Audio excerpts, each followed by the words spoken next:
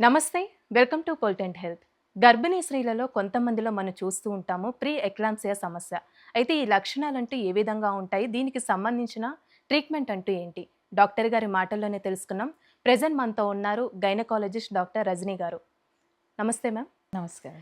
Ma'am, ఇప్పుడు pre eclampsia సమస్య అనేది కొంతమంది గర్భిణీ స్త్రీల్లో మనం చూస్తూ ఉంటాము. అసలు ఈ సమస్య అనేది ఎందుకొస్తుంది? లక్షణాలు మనం ఏ విధంగా కనిపెట్టొచ్చు అంటారండి? యాక్చువల్‌గా అంటే ప్రీ ఎక్లాంప్సియా అంటే బీపీ ప్రెగ్నెన్సీలో హై బ్లడ్ ప్రెషర్స్ ఉండడం. సో, ఇది ఎలా అంటే 20 వారాల తర్వాత అంటే 20 weeks of pregnancy fifth month దాటిన తర్వాత ఈ లేడీస్‌లో అంటే ప్రెగ్నెంట్ లేడీస్‌లో వచ్చే అవకాశం ఉంటుంది. సో, బ్లడ్ ప్రెషర్ రీడింగ్స్ 140/90 కన్నా ఎక్కువ ఉండి యూరిన్‌లో కూడా మనకి ప్రోటీనూరియా అంటాము. ప్రోటీన్ పాజిటివ్ ఉంటే దాన్ని మనం ప్రీ ఎక్లాంప్సియాగా పరిగణిస్తాం. సో, కొంతమందికి 20 వీక్స్ తర్వాత ఇమ్మీడియేట్‌గా రావచ్చు. కొంతమందికి లాస్ట్ ట్రైమెస్టర్ అంటే లాస్ట్ 8థ్, 9థ్ మంత్‌లో కూడా వచ్చే అవకాశం ఉంటుంది. హుహు. సో, మెయిన్ సింప్టమ్ ఏంటంటే బ్లడ్ ప్రెషరే. మనకు రెగ్యులర్‌గా చెకప్స్‌కెళ్ళినప్పుడు మనకు తెలుస్తుందండి. సో, అప్పుడు మనం ఇన్వెస్టిగేషన్స్ చేయడం ద్వారా యూరిన్‌లో ప్రోటీన్ ఉందా? లేదా? అనేదండి తెలిసిపోతుంది. యూజువల్‌గా మనకిలా ఉన్నప్పుడు మనం ట్రీట్మెంట్ అనేది స్టార్ట్ చేస్తాము. ఒకవేళ ట్రీట్మెంట్ సరిగ్గా తీసుకోకపోతే ఎండ్ ఆర్గన్ డ్యామేజ్ అంటే కిడ్నీస్, లివర్, బ్రెయిన్ అన్నీ డ్యామేజ్ అయ్యే అవకాశం అది ఉంటుంది దీంట్లో.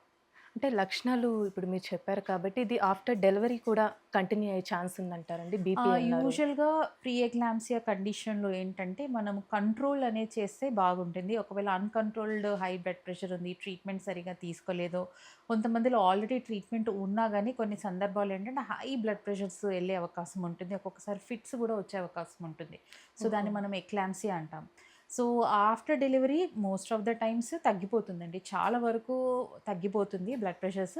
కానీ కొంతమందికి అది ప్రొలాంగ్డ్‌గా గూడా ఉండే అవకాశం ఉంది. సో, అలా ప్రొలాంగ్డ్‌గా బ్లడ్ ప్రెషర్స్ హై ఉన్నప్పుడు వాళ్ళని మనం మిగతా అంటే కారణాలు వెతకడానికి కొన్ని రకాల ఇన్వెస్టిగేషన్స్ అవి చేయడం అనేది జరుగుతా ఉంటుందండి. అంటే ఇప్పుడు బేబీకి ఏమైనా ప్రాబ్లమ్ ఉంటుందా? ఇప్పుడు బేబీ అనుకోవచ్చు, మదర్ యెస్. అనుకోవచ్చు, ఇద్దరికీ ఒకళ్ళే సో, కాబట్టి. ఈ బ్లడ్ ప్రెషరు ప్రీ ఎక్లాంప్సియా కండిషన్‌లో ఏమవుతుందంటే ప్లాసెంటా అంటే మనకు మదర్ నుంచి బేబీ ఎళ్ళే బ్యారియర్ ప్లాసెంటా అంటాం. సో, దానికి కొంచెం బ్లడ్ సర్క్యులేషన్ అనేది అబ్నార్మల్ ప్లాసెంటేషన్ అంటే సరిగా అందకపోవడము.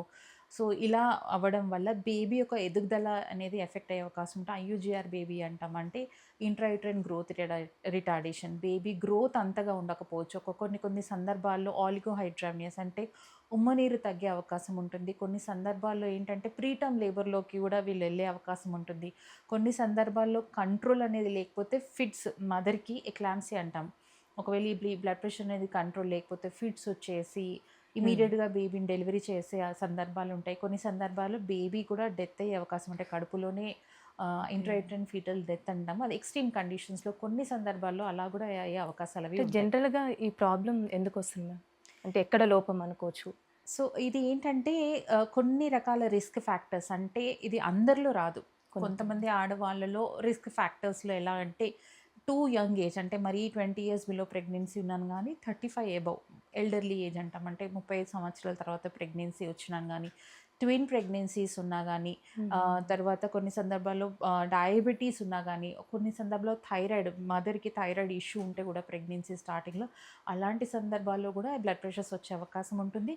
ముందు ఒకవేళ ఆల్రెడీ తనకి బ్లడ్ ప్రెషర్స్ ప్రెగ్నెన్సీ కాకముందే, పాజిటివ్ రాకముందే తను బీపీ ఉన్నా గాని, అలాంటి కండిషన్స్‌లో గూడా ఫ్లేర్ అప్ అయ్యే అవకాశం ఉంటుందండి. ప్రెగ్నెన్సీలో ఎక్కువగా బ్లడ్ ప్రెషర్స్ వచ్చే అవకాశం అది ఉంటుందండి. అంటే ఆ టైంలో మనం ఎలా కేర్ సో, తీసుకోవాలంటారు? యూజువల్‌గా జాగ్రత్త. మనము రెగ్యులర్ యాంటీనేటల్ విజిట్స్ అనేది చాలా అవసరం. అంటే డాక్టర్ గారిని రెగ్యులర్‌గా సంప్రదించడం.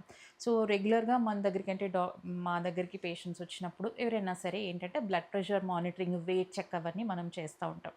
సో, ఒకసారి మనకి బ్లడ్ ప్రెషర్స్ హై ఉన్నాయి అంటే మనము క్లోజ్ మానిటరింగ్ చేయడం అనేది జరుగుతుంది. వాళ్ళకి కూడా మనం అడ్వైస్ చేస్తాం. డైలీ ఇంట్లో బ్లడ్ ప్రెషర్స్ చెక్ చేసుకోవాలి. మార్నింగ్ ఒకసారి, నైట్ ఒకసారి.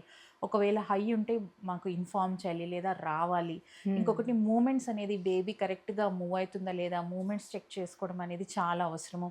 టాబ్లెట్స్ ఏవైతే మేము అడ్వైస్ చేస్తామో యాంటీ హైపర్‌టెన్సివ్ బీపీకి సంబంధించిన మెడిసిన్స్ అనేది రెగ్యులర్‌గా తీసుకోవడము, రెగ్యులర్ యాంటీనేటల్ విజిట్స్ రావడము, బేబీ మూవ్‌మెంట్స్‌ని కరెక్ట్‌గా గమనించడము, అల్ట్రాసౌండ్ స్కాన్ ద్వారా బేబీకి కరెక్ట్‌గా రక్త ప్రసరణ అవుతుందా లేదా చూసుకోవడం అనేది ఇంకా అది ఒక హై రిస్క్ ప్రెగ్నెన్సీ జోన్‌లో వస్తుంది కాబట్టి క్లోజ్ మానిటరింగ్ చేసుకోవడం అనేది చాలా అవసరం. వాళ్ళు ఫుడ్ గూడా అసలెలా తీసుకోవాలంటారు? ఒకవేళ బీపీ అనేది వస్తుంది కాబట్టి ఫుడ్‌లో ఎలాంటి డైట్ తీసుకోవాలండి?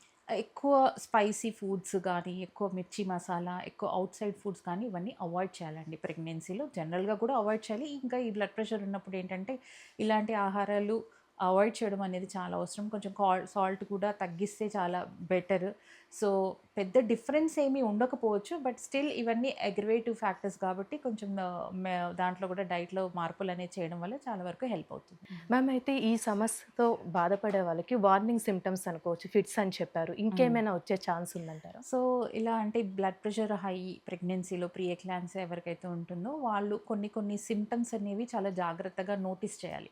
ఎందుకంటే వాళ్ళు ఎవ్రీడే డాక్టర్ అయితే వాళ్ళని డైరెక్ట్‌గా చూసేది ఉండదు. ఇంట్లో ఉంటారు కాబట్టి బాగా హెడేక్స్ వచ్చిన, తలనొప్పి అంటే ఈ బ్లడ్ ప్రెషర్ ఉన్నప్పుడు ఏంటంటే ఈ ఎక్లాంప్సియా వచ్చే ముందు అంటే ఫిట్స్ రాకముందు కొన్ని సిమ్టమ్స్ వచ్చే అవకాశం ఉంది. లైక్ హెడేక్ బాగా ఎక్కువగా హెడేక్ వచ్చినా గానీ, ఎపిగాస్ట్రిక్ పెయిన్ అంటాం. అంటే పొత్తి కడుపులో అప్పర్ పార్ట్ ఆఫ్ ద అబ్డామిన్‌లో ఏమైనా బాగా నొప్పిగా వచ్చినానని, కళ్ళ ముందు ఇలా మెరుపుల్లాగా అంటే బ్లరింగ్ ఆఫ్ విజన్ అంటాం. అలా ఏమైనా జరిగినా గానీ, బేబీ మూవ్‌మెంట్స్ అనేది సరిగ్గా తెలియకపోయినా గానీ, ఇవన్నీ వార్నింగ్ సిమ్టమ్స్. ఇలా ఏదైనా ప్రాబ్లమ్ ఉంది, మీకు ఆల్రెడీ బ్లడ్ ప్రెషర్ ఉంది, ఇలాంటి సిమ్టమ్స్ ఉన్నాయంటే ఇమ్మీడియేట్‌గా మీరు డాక్టర్ గారిని సంప్రదించాలి.